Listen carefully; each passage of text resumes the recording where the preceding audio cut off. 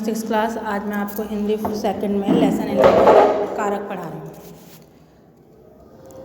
कारक ही वे पद हैं जो वाक्य में संज्ञा या सर्वनाम का क्रिया से संबंध बताते हैं। यदि वाक्य में कारक ना हो तो उनका अर्थ स्पष्ट नहीं होता। जैसे राम रावण बाण मारा, अधूरा सा वाक्य लग रहा है। राम साइकिल विद्यालय जा रहा है, फूलों तितलियां बैठी हैं, पत्ता पेड़ गिरा। ये सारे वाक्य अधूरे लग रहे हैं। अब ये सही कैसे होंगे?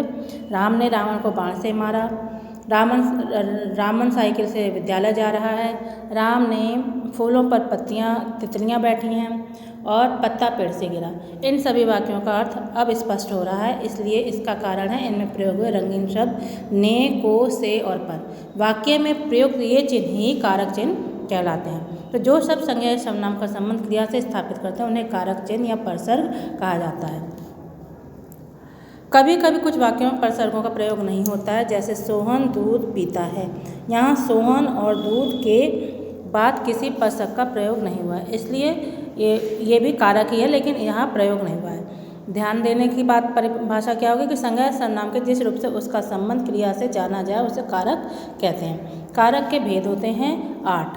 कारक के 8 भेद कौन से हैं? कर्ता कारक, कर्म कारक, करण कारक, संप्रदान कारक, अपादान कारक, अधिकरण कारक, संबंध कारक। और सबकी ही विभक्तियाँ हैं। सबके कारक चिन्ह अलग से हैं। तो कर्ता का होता है ने यानी शून्य।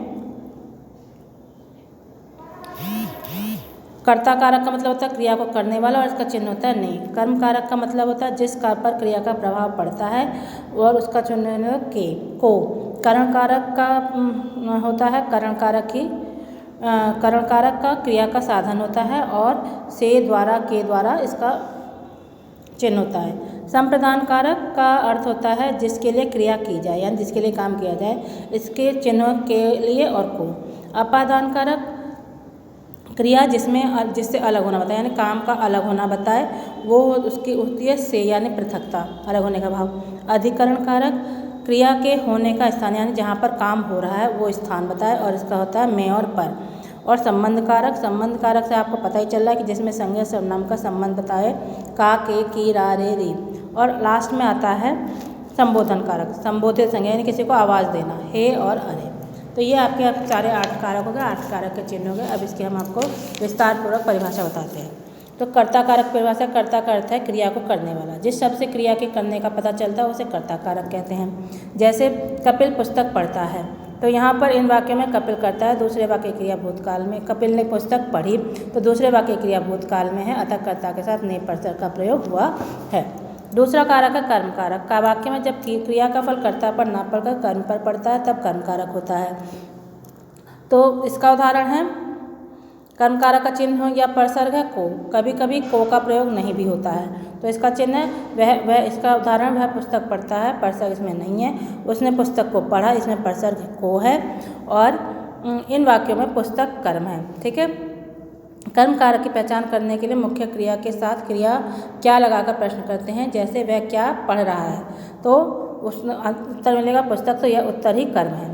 इसके बाद करण कारक आता है। करण कारक का अर्थ है साधन यानी जिसके द्वारा कार्य किया जा रहा है। कर्ता जिस साधन से क्रिया करता है उसे करण कारक कहते हैं। इसके कारक चिन्ह हैं और परसर्ग हैं से और द्वारा और के द्वारा।